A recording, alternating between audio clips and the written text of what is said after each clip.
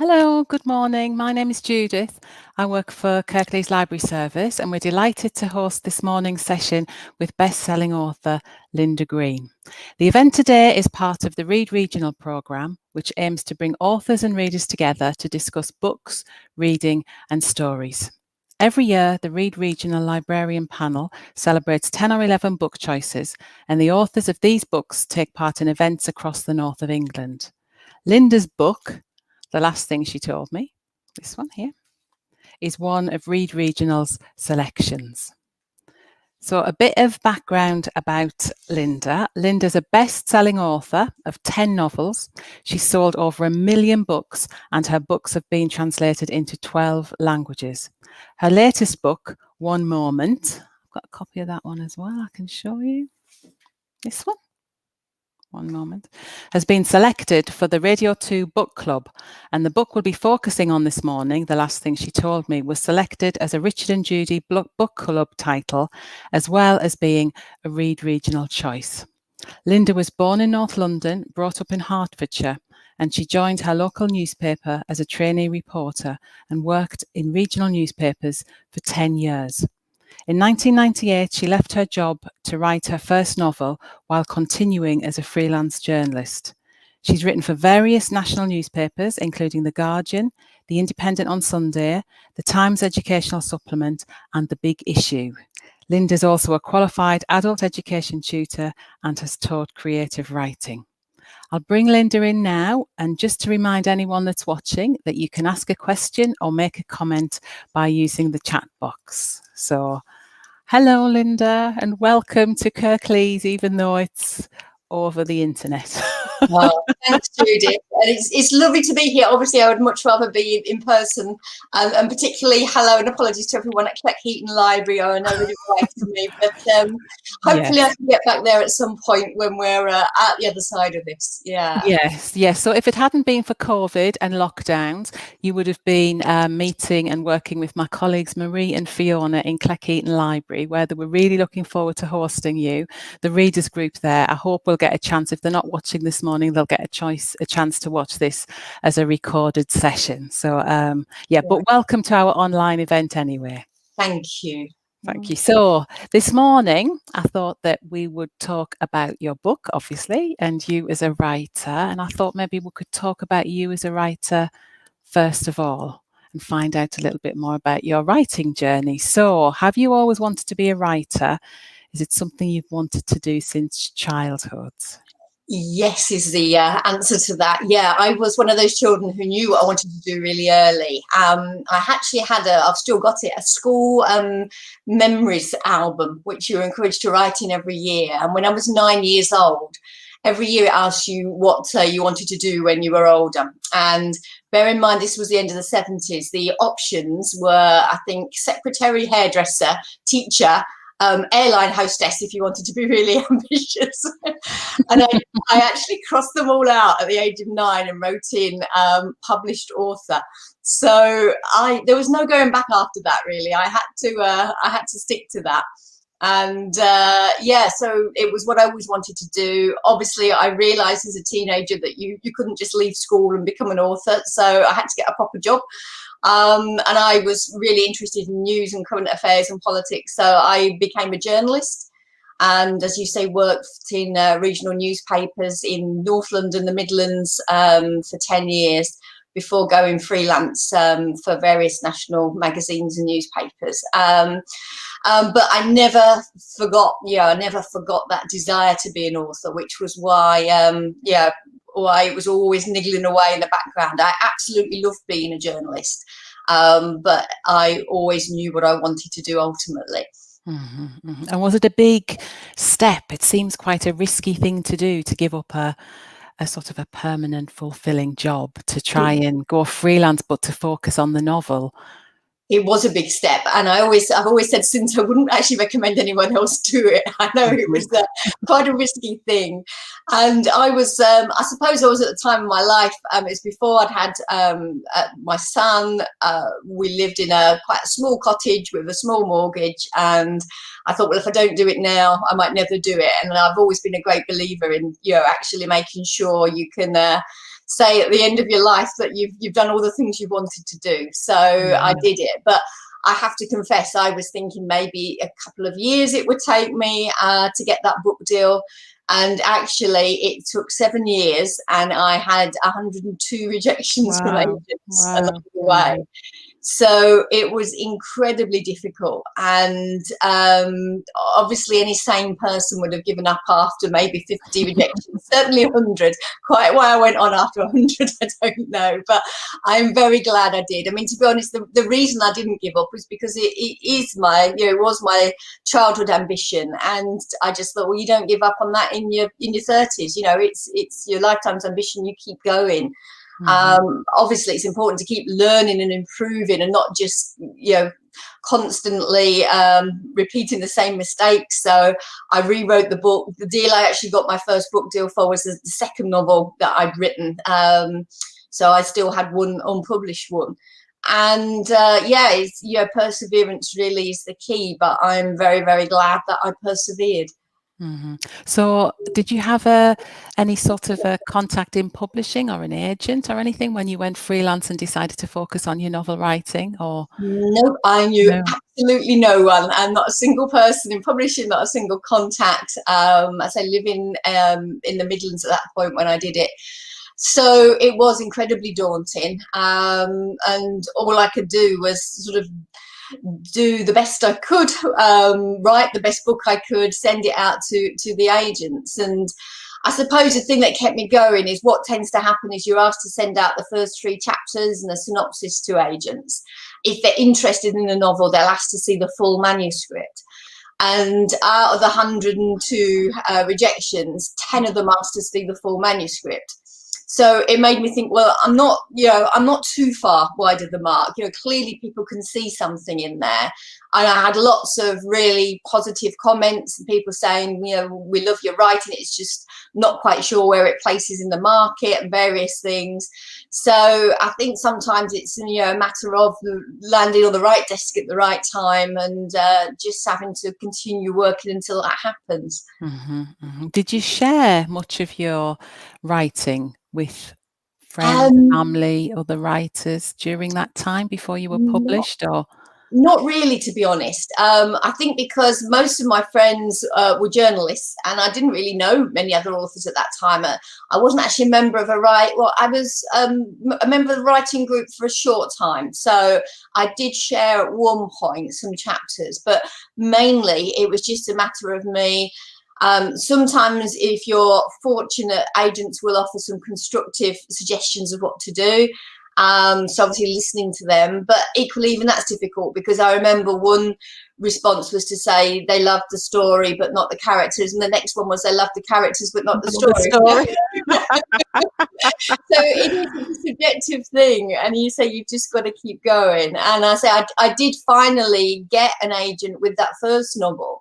But then she tried to get me a publisher, and then there is no guarantee once you get an agent that they'll get you a book deal. And she submitted and got what they call rave rejections. So they said lovely things about it, but ultimately no. And she asked me, could I write another novel, which I did, and I submitted that to her just before my son was 2 weeks overdue when I finished. So I think he was waiting for me to finish. And then somewhere in the fog of new motherhood, when I had an email from my agent saying actually she preferred the first novel and was going to have to let me go, which obviously was really galling after all that work on a second novel. So fortunately I had my son to distract me, and when I finally came up for air when he was about 9 months old, I thought, well, what am I going to do? And I got a critique of it from an author in the area, which was really useful. Rewrote it on the basis of that, submitted my new novel back to the agents I'd started with, and both of them asked to see the full manuscript, and one of them then offered to take me on and got me my first 2-book deal with Headline. So yeah, it was a long road, but it certainly makes me, I think, like anything, when you've worked really hard for something and have had all those knockbacks, it's so made me appreciate it and made me want to turn it into a long career. And it's, so many authors unfortunately get maybe dropped after a few books if the sales aren't there. So it's a constant you're constantly working, really, because you are as good as your last book sales. Unfortunately, that's how the business works, to be able to actually make a living out of it. So yeah, I'm really proud of the fact that I'm now on book number 11 and still going and still loving it. Yeah. And what is your writing routine? Is there somewhere where, now you're a full-time writer, do you have a desk or a part of the house that you go to? Do you handwrite or type? Do you like silence, or is there particular music that you like to listen to? Paint a Yeah. picture. So I'm sitting now in my writing room. I have to say the wall behind me is the tidiest part of my writing room, so the rest of it is not so tidy, which is a back bedroom in our house, and it's my sort of sanctuary, really, and the door is shut. And I try to make sure I don't get disturbed too much. Not always easy, particularly during homeschooling and everything else. But and I've got a window out to our back garden. I've got a bird feeder on the window, which is a little bit of a distraction sometimes. And I do generally write in pretty much silence. I do occasionally play music. I've only found that it works to have classical or instrumental music on. If it's words in it, then it interferes with my words, and it doesn't really work for me. So I've done that occasionally when I've wanted to, maybe if I've got things on my mind, things that are distracting from the writing. I've found that just having that music can help to clear my mind, so I can concentrate on what I'm doing. But the vast majority of the time I'm just writing in silence.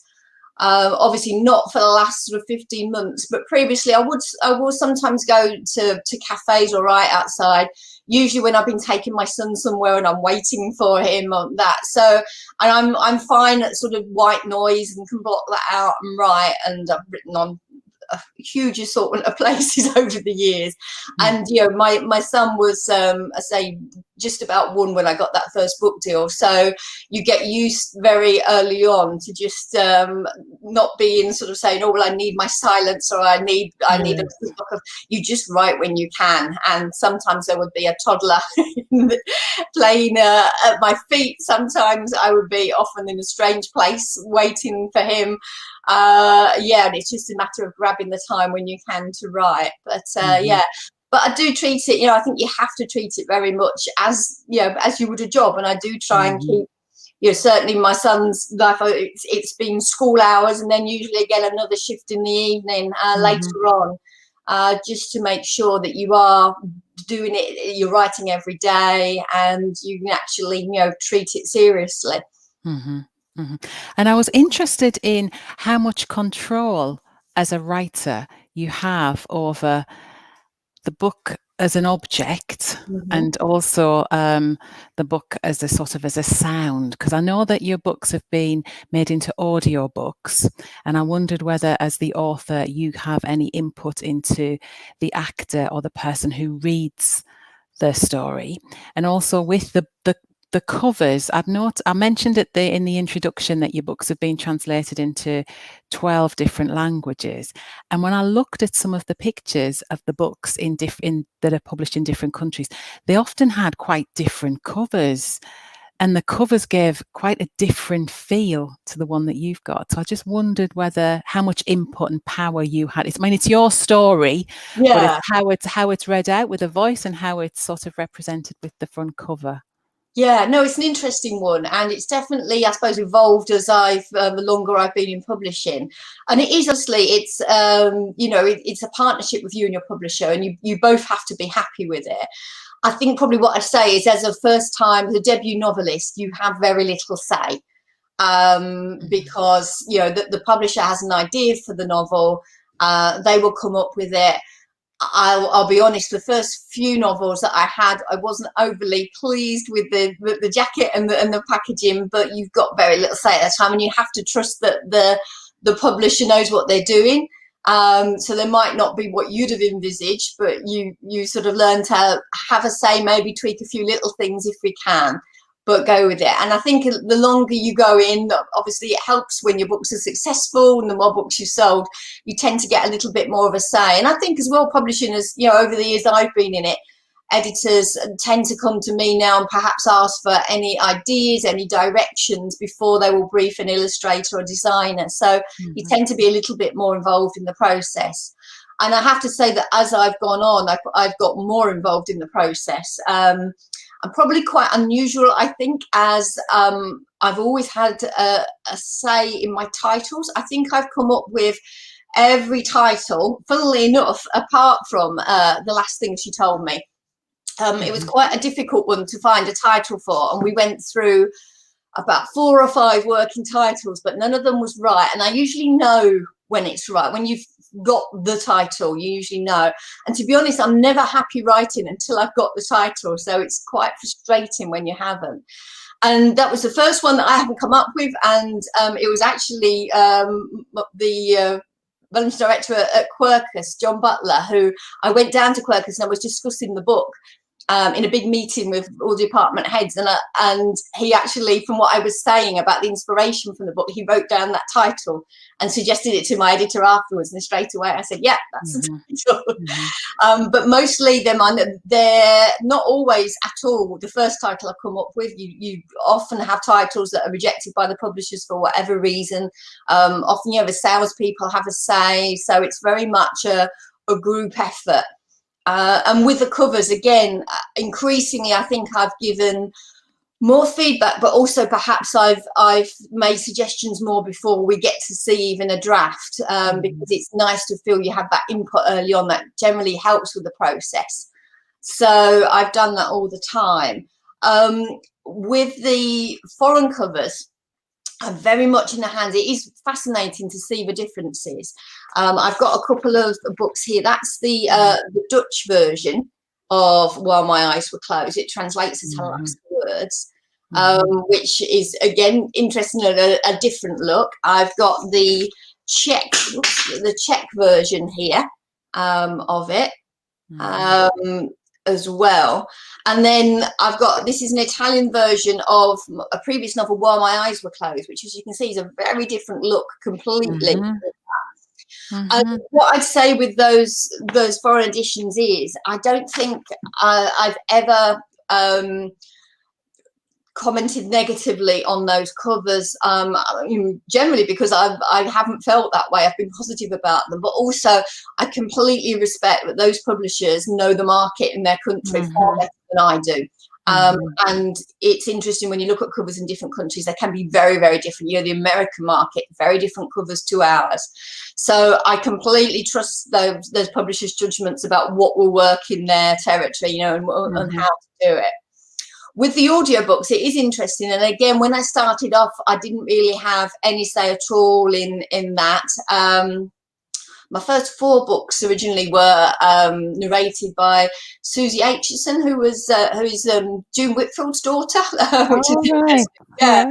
And she did a lovely job on them. Unfortunately, I never got to meet her or speak to her. And then more recently, what tends to happen now is that my editor will actually send me a voice sample of the actors at their suggestion to read different parts. Quite a lot of my novels have multiple points of view, so they tend to be narrated by 2 or 3 different actors. And certainly with that, you know, it is interesting because I'm very keen that the actors should be able to do a northern accent, because I think that's really important with my books being set here, that it sounds authentic. And certainly with my novel, One Moment, which is the latest one, I'm very aware that for any man to try, and it basically tells the story of a 10-year-old boy who's one of the central characters. And obviously that's a really hard thing for an adult actor to do, is to portray a 10-year-old boy effectively. And I have to say, the first sample, which my editor sent through without any comment, I listened to it, and I just didn't feel it captured the boy at all. And I played it to my husband and son, and they, without saying anything, they felt the same. Fortunately, when I got back to my editor, she agreed. So we were unanimous that it wasn't right. And I was actually able to suggest someone who narrated a 16-year-old male character in my previous novel, While My Eyes Were Closed. And I just suspected that he would be able to do a really good job.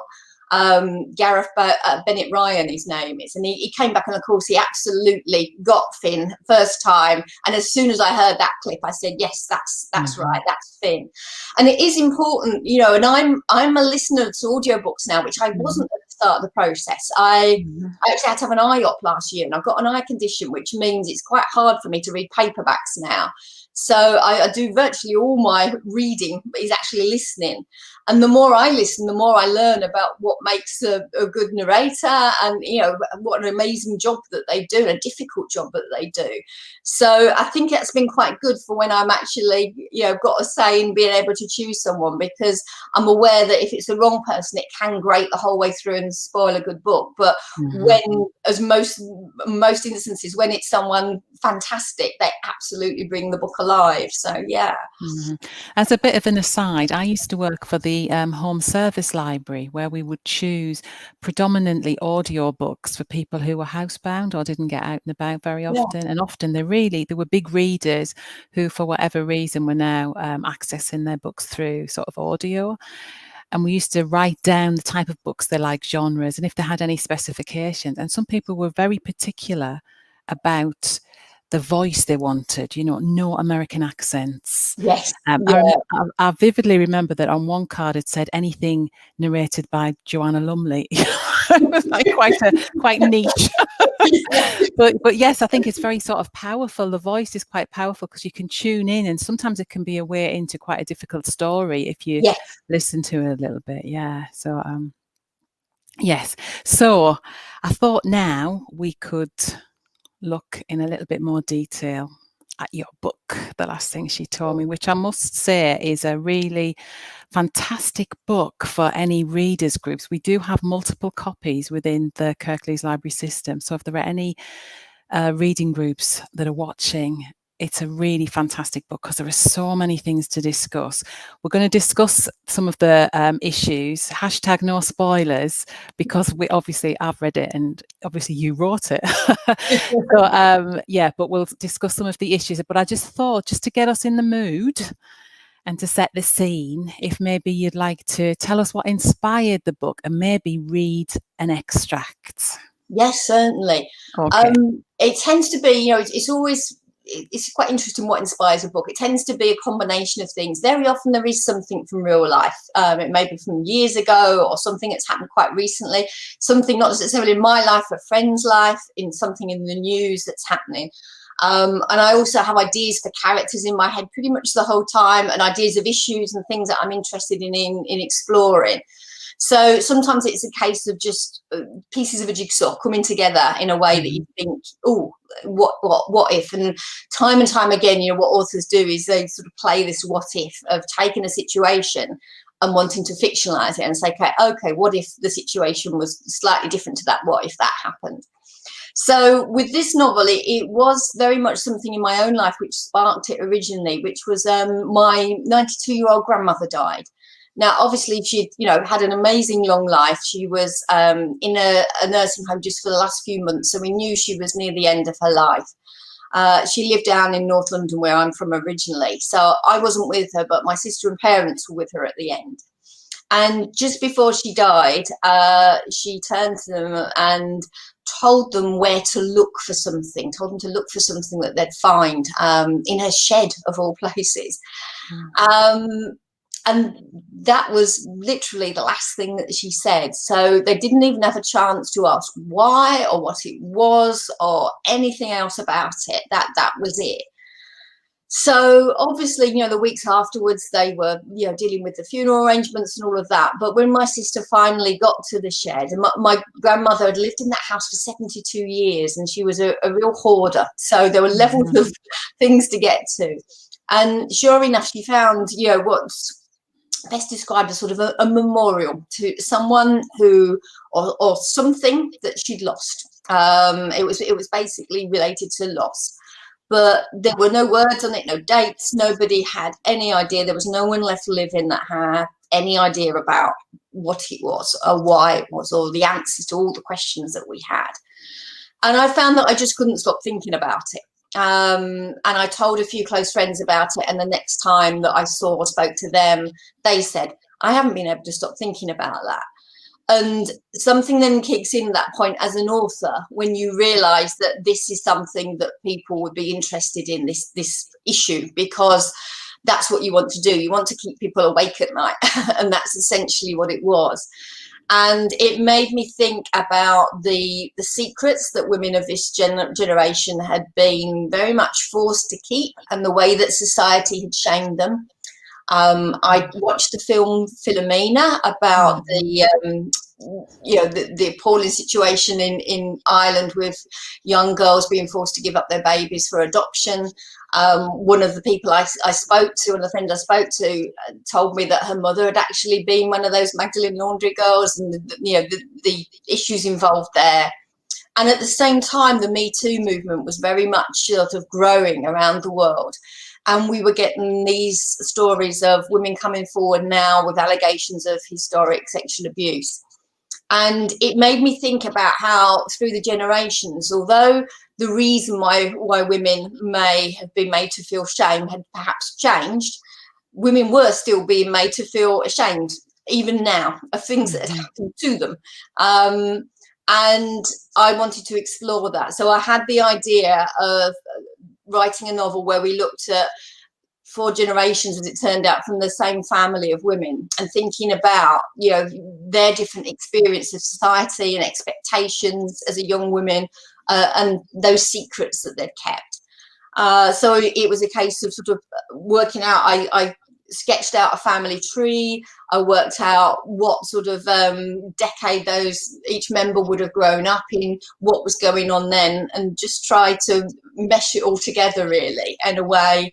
There are flashbacks in the novel to set at different times, so it's able to explore those and really just look at that issue of how these secrets impacted on the family. So that's the background to it. So if I start off, and I'll read the prologue first, which deals very much with the theme of shame, which is really an overarching theme in the book. And then I'll read a short extract from the first chapter. Thank you. It was the shame, you see, the shame I brought on my family. Sometimes it is easier not to believe than to accept that something so awful could happen. That is why people bury things far beneath the surface, deep down, out of sight, out of mind, though not out of my mind. I carry the shame with me always, the shame and the guilt. They do not go away. If anything, they weigh heavier on me now than they did back then, dragging me down, clawing at my insides. And when people say that what's buried in the past should stay there, they mean they don't want to have to be scared of the power of secrets to destroy lives. But keeping secrets can destroy you from the inside. Believe me, I know. And even the best kept secrets have a habit of forcing their way to the surface. So I'll now just read an extract from the first chapter, where Betty, the matriarch of the family, a great-grandmother, is very much at the end of her life. Her granddaughter Nicola is with her at home. She's just been out of the room to phone her mum Irene to let her know that Betty hasn't got long left to live. And she's come back into the room. For a second, I thought she'd gone while I'd been on the phone, but her chest was still rising and falling. I sat down next to her and put my head in my hands. I'd been sitting there for quite some time, maybe 20 minutes or so, before I heard her voice. There are babies. I looked up. I hadn't expected to hear another word from her. I took her hand again. Her eyelids flickered open. Babies? Where? I asked. At bottom of garden. I frowned at her. She'd both been coherent all the way through. Maybe this was a sign that she was at the end now. Then something clicked and I realised what she was talking about. No, Grandma, fairies, I said. You've got fairy statues at the bottom of the garden, the ones I used to dance around when I was little. There wasn't a pause on her part. Not fairies, babies, she said firmly. Look after my babies for me. What do you mean? I asked. What babies? It was too late. Her eyes shut again, and a second later she was gone. It was as if those words had taken the last breath out of her. I felt for her pulse just to be sure, but there was nothing. I screwed up my eyes and let my head drop, feeling the tears coming, but wanting to stave them off and gather myself. Aware that I was the responsible adult in the house now, no longer a little girl dancing around the fairy statues in the garden while Grandma cooked tea for me. I gulped as the tears arrived in a rush. A life snuffed out, the memories, experiences and stories gone with her. Our family reduced to 3 generations, not 4. And all I could think of as I sat there and sobbed was the last thing she told me. I had no idea what she meant. Maybe she hadn't been with it.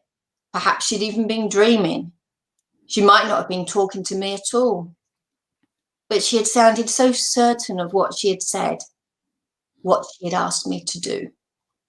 So I will leave you there on that cliffhanger.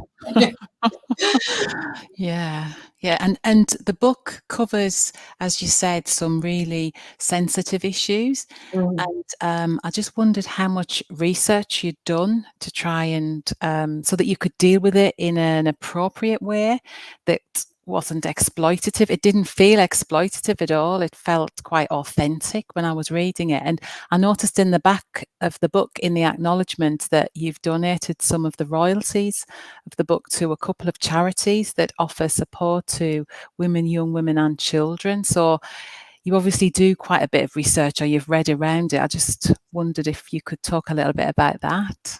Yeah, no, it is something I'm always really keen to do, and to try to approach any issue I look at sensitively. I have tended to cover some very difficult issues in my novels. In the same way, I think as a journalist, I obviously had to cover a lot of very difficult issues and interview people at really difficult times in their life, often when they've just gone through either bereavement or something traumatic or something that's really impacted on their lives. And I think I applied the same thing to my novels as I did to that, is like, well, I want to do it in the most sensitive way possible, and in a way which actually leaves the people involved feeling empowered and feeling that, you know, their voice has been heard, which is what it should be about. So yes, I do lots of research. It's much easier now for authors now. Everything is online because so many of these charities, so sort of rape crisis, some of the sexual abuse charities that I use their websites, and you'll find survivor stories, lots of resources and details and information. And also looking back at cases and reading interviews with real life people who have been through similar experiences. So that sort of thing is always part of the research that I do, to try and make sure you hit that right note of exploring the issues, but doing so, you know, in a sensitive way.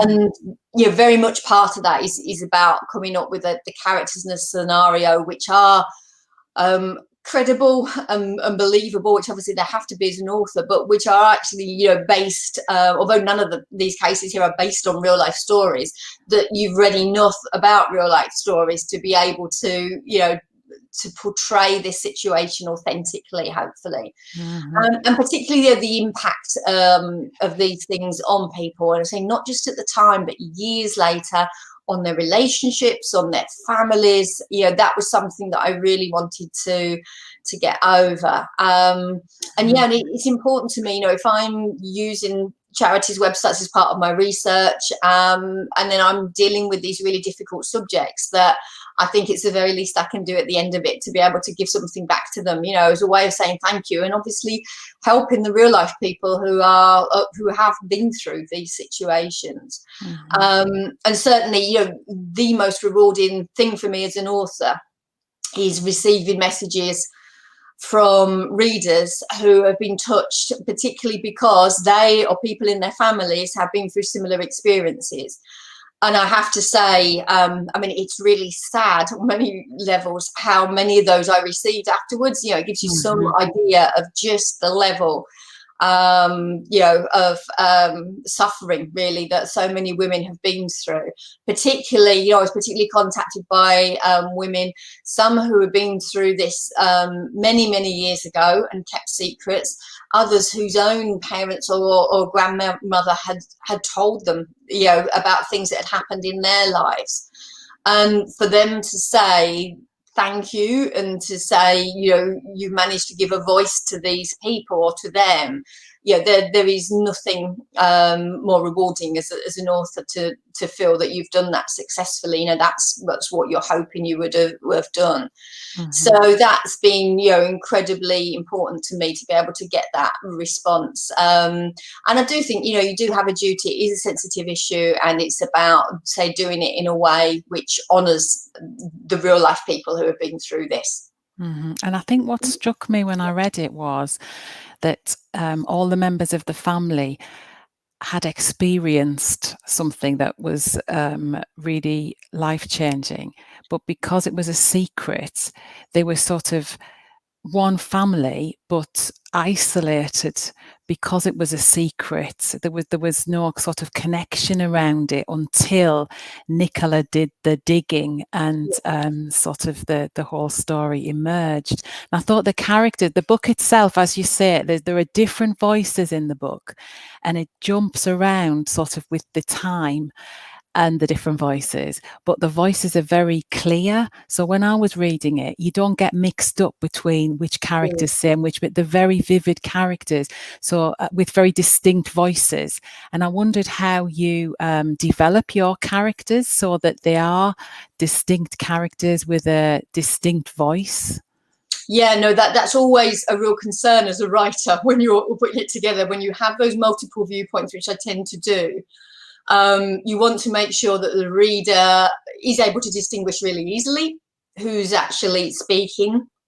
And also you want to make them all equally engrossing. You don't want a situation where a reader thinks, oh, I'll skip her story because I'm not as interested in that. It's really important that each character has their own story arc and that you're invested in each of their stories.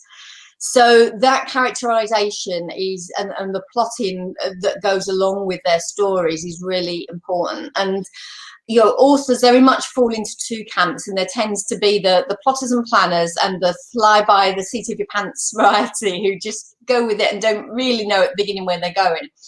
I have huge respect for those people, but I have to say that for me, it's the plotting and planning, which is the way that I do it. It's the way that works for me, and that's all you can go on, really. So I tend to start off, I say one of the first things I do, it's a complete scribble, but I've got a family tree there, which I sketched out for the family and scribbled around with. I looked at different eras that each of the girls or young women would have grown up in and what was happening socially for women then.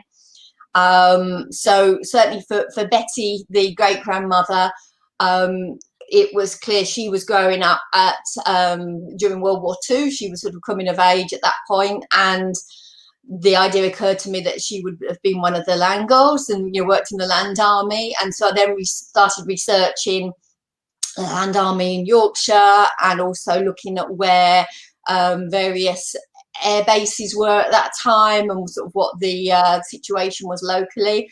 And that was, there was lots of really good information online, but also, I went to my local library and came back with armfuls of books about. Yay! And that's, it's really important. So often I think we just, there's a thing of like, oh, let's just look up online. And it's really important to remember that not everything is online, and there's some really good resources. So I have a huge stack of books, some of which I've still got here, because I ended up buying some as well to research that time.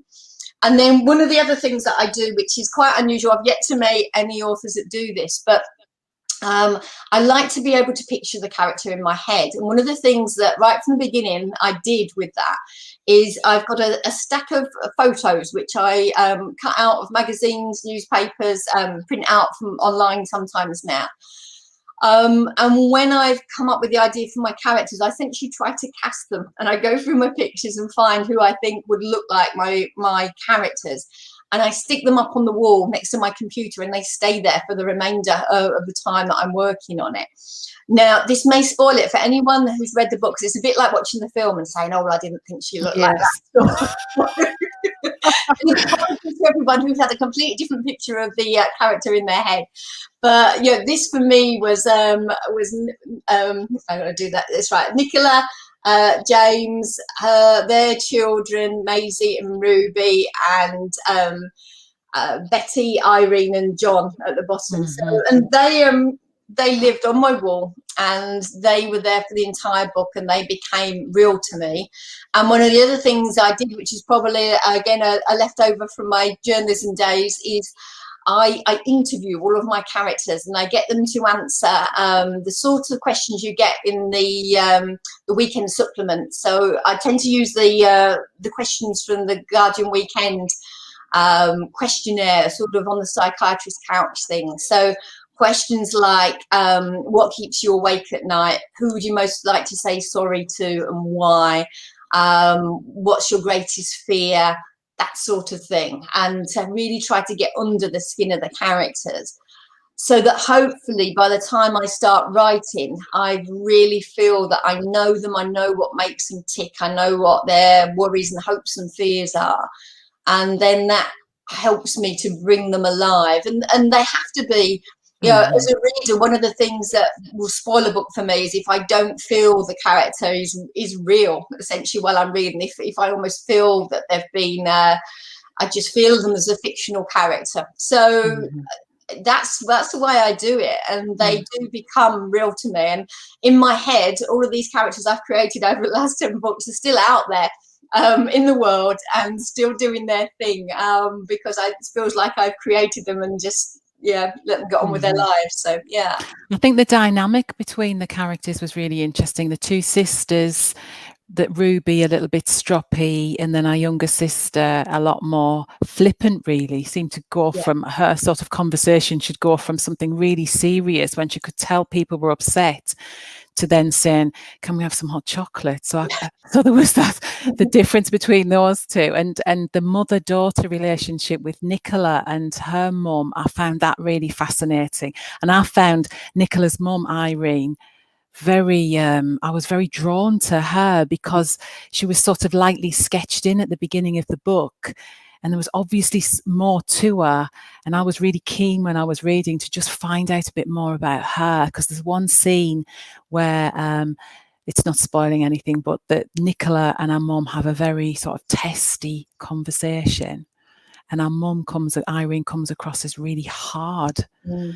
And then as the conversation ends and they go off, she hears her mum and she thinks her mum's crying. So there's obviously something else there, and I was very intrigued by that. I was intrigued by some of the silences and that the characters showed. So we've had a couple of comments, so just to pass them on to you. So Eileen said that she really, very chilling and effective writing. Thank you so much. That's Eileen Wright. Oh, thanks, Eileen. Yeah. And we've had a question from someone in the library service. Why did you choose to set the book above Hebden Bridge? So all of your books, I think, are set in the north. So is that's obviously a conscious decision to set them in the north? It was, my very first novel was set in Birmingham, which I lived there for about 4 years. But when I moved to West Yorkshire, the natural thing, I moved to the Calder Valley originally, and the natural thing was to set them where I lived. It just felt like the obvious thing to do, particularly as this area is so amazing. I mean, you can't ask for a better setting for a novel. You've got stunning scenery, fascinating people, very rich. I love the dialect. I love listening to the voices. The heritage, industrial heritage and the social history of these areas is fascinating. So it's such a rich vein to look at, and so that's why I did it. And I have all since have been set usually sort of in and around the Calder Valley. Sometimes I've had parts of books set in Manchester, in North Yorkshire in this one, and other areas. But very much set in the north. And it is really important to me because I've lived here just over 20 years now, and it's home. It's the longest I've ever lived anywhere. So I'm adopted Yorkshire woman. But I was very conscious. I think particularly when I started off, I think it's improved in recent years, but there tended to be an awful lot of novels set in London, set in the south of England, and I just wanted to really set mine here, my home, Yes. and get readers reading about different places in the country, and and hearing different voices and different experiences, which I think is so important. And publishing is very London centric, so I think it's really important that we get those northern voices in, and into the novels that people are reading. And I wondered if any of your books had been picked up for TV. I think they'd make a really good sort of TV series or a film or radio. I think because there's quite a few voices, you feel like you're in some of the characters' head. I think it would be a really good radio play. This one, the last thing she told me, I just wondered if there'd been any interest in that. Yeah, thank you. I live in hope. There's been the odd little bit of interest along the way. My novel, The Mummy Festo, that was at Hebden Bridge, that had a little bit of interest but never materialised. It's really hard as an author to have that book that breaks out. It does happen. The good thing is, as well, is we're seeing again more of Northern England on our screens. So when you think about Happy Valley and Gentleman Jack and Last Tango in Halifax, it's definitely become an area which is making the screen. So I live in hope.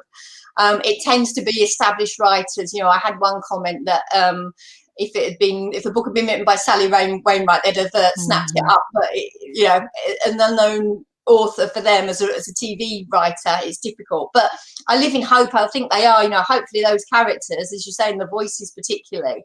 I tend to write, I've been told, and I know in quite a cinematic way. I very much write in scenes, and I'll cut to the next scene. I see it visually.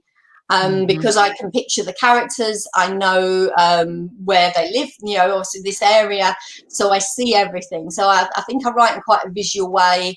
And also, as you say, the dialect, I'm fascinated by those Yorkshire voices. So yes, let's hope one of them gets kicked up along the line. Yeah, fingers crossed. And it's funny, I think it is quite cinematic. And I noticed that there was one scene in particular where Nicola goes back to our grandma's house, and there'd been quite a bit beforehand that was dialogue, so people talking, and it was quite sort of whizzy. We seemed to whiz through quite a bit, and then you seem to slow it right down, and Nicola goes into the house, and then it was how she walks in and what the wallpaper was like and the objects that she looked at, and then as she walked through the house to the bedroom to start and look through things, and that really sort of, there was a lot of tension in that because there was such a contrast to the style that had gone before. But I could see Nicola walking through the house, and you described some of the furniture that the grandma had, which was from different, she'd been sort of given things, and it was all sort of from different dates and stuff. And I found that very sort of visual and quite evocative and quite tense, because I thought, what's she going to find out? Where is she going? But so fingers crossed for that. I'm just checking the time, and I just wanted to check before the end of the session, wanted to talk to you a little bit about you as a reader and what books you like to read, what authors you like. Is there a particular genre? Is there a particular book that you want to mention today? Yeah, it tends to be very varied and quite eclectic, which I think is a good thing for a writer to read quite widely in different genres and areas. There are, I'd probably say, 4 authors who I will pretty much read everything that they write. The first is Margaret Atwood, who I first read when I was an English Lit A-level student quite a long while ago. And I read Bodily Harm by her and was pretty much blown away by her writing, and have been ever since. So I'm a big fan of Margaret Atwood. I love John Boyne, Irish writer, who wrote so many good books. The Heart's Invisible Furies. If anyone has read that or hasn't read it, I thoroughly recommend reading that. The Boy in the Striped Pyjamas is obviously one of his. Fredrik Backman, Swedish writer, who A Man Called Over, you may remember his latest novel is Anxious People, which is fantastic. And Rachel Joyce, who wrote The Unlikely Pilgrimage of Harold Fry. I've gone back and again read pretty much everything she's written. Miss Benson's Beetle is the latest, which again is I thoroughly recommend. So I think the thing that ties them in together is obviously an incredible author along the way, but also the characters that they create, and that ability to move you as a reader. You know, that's what I like as a reader, is to have books that move you, whether it's to laugh or cry or to think or see the world differently, and to completely engross you in whatever it is that they're writing about. And I think that's a real skill of an author. So anything, but equally it's really nice to look at debuts as well. And that's one of the great things. It's nice to find an author and be able to read their back catalogue. But also a book I've really enjoyed recently is called The Funny Thing About Norman Foreman by an author called Julietta Henderson, which is a debut. It's currently out, which tells the story of a 12-year-old boy who's just lost his best friend, and they were part of a comedy double act with an ambition to appear at Edinburgh Fringe. So his mum tells him, well, you know, there's no reason why you can't do it on your own. Let's go and get you performing at the Edinburgh Fringe this year. And unfortunately, Norman was the straight guy in the comedy double act, so he's really not very funny on his own. So there then starts a road trip from Cornwall, where they live, to Edinburgh, with a whole ensemble along the way, and Norman desperately trying to come up with a funny routine. And it's moving and heartwarming and really funny as well. So I would thoroughly recommend that. Oh, that sounds fantastic. And I know that you're really passionate about public libraries, and I just wondered if you had a memory of a library that you used to go to when you were little, or maybe there's one that you go to now, or you've had a favourite library that you visited. Definitely. I mean, I come from a working class family, and my family were not readers. My parents didn't possess a novel between them. But what they did do is my mum took me to my local library, which at that point was Chestnut Library in Hertfordshire. And I can still remember it. When I say remember it, I can remember the smell of it. You know, in libraries, I don't think so much of it. You used to have that smell. And I can remember the floors, my feet squeaking on the floors, and the dust through the sunlight, and that whole, but more than anything, just that amazing feeling of walking in and having these shelves of books. And that is where my love of reading and then writing developed. So you're right, they are really, really important and very precious things to me. And I think we should all be fighting to make sure they're here for future generations. More recently, the first library where I spoke as an author was Hebden Bridge Library, so that's got a very special place for me. And also that I took my son, you know, to get his books from the library there, which is a lovely thing to do when you continue that family tradition of, you know, taking your child to the library. So yeah, so a big shout out for all librarians that have done an amazing job. I think particularly during the pandemic as well, really difficult circumstances. And again, I know those libraries and books have been a real lifeline for people who have felt isolated and, you know, very lonely. So it's hugely important that they should be there. And is there a book from childhood that was a particular favourite, or something that you would want to make sure that your son read? Or I think the one that sticks, I had a phase of being a pony mad as a girl, so I read an awful lot of Jules Gymkhana books and all of these things, but the one that sticks in my head more than any probably was The Lion, the Witch and the Wardrobe. With a particular cover that I can still remember them dancing around with Aslan. And that, I think, just absolutely, again, it just opened up a whole new world for me, and just that sense of wonder and amazement of what was happening there. And I do remember reading it with my son for the first time and him sharing in that. And I said, it's just, you know, such a lovely thing to do, to revisit these books. And I think we're incredibly lucky because, you know, the quality of children's literature in this country is incredible. You know, it was when I was growing up, and we have a whole new generation of fantastic children's authors now. And, you know, going through Harry Potter with my son, and obviously Roald Dahl and all of these classics, but also more recent books as well. It's been really special. So again, I think we're incredibly lucky with all those wonderful books there. And before we wrap up, I wondered if you would tell us about what book are you working on at the moment? Are you working on anything specific at the moment, or thinking of ideas, or? Yeah, I'm working on book number 11. Yay!